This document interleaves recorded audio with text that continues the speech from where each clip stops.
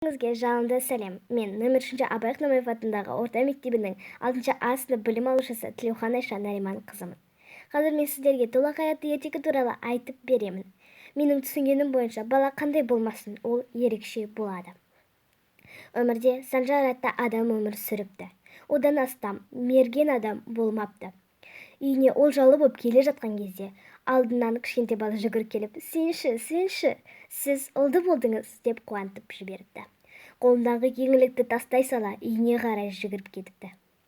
Екінші күні ас беріп, атын Толағай деп қойдырыпты.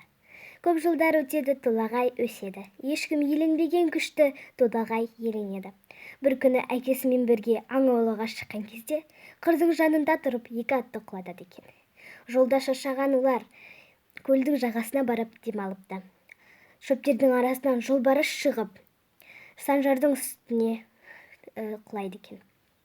Толағай, көмектес деген Санжардың даусынан Толағай жолбарыстың құйрығынан ұстап суға лақтырып жібереді екен.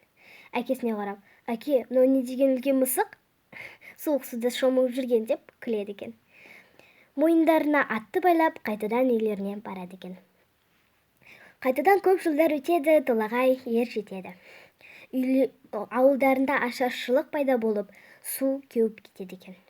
Мен еліме қалай көмектесемін деп үйінде жатып, анасынан сұрапты. Анам, жауын-шашын қай жерде көп жауады деген.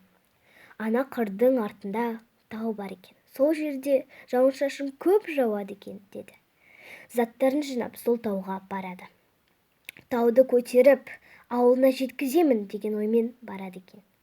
Қанша шаршаса да тоқтамай, қанша су ақса да тоқтамай, ауылына дейін жетеді екен.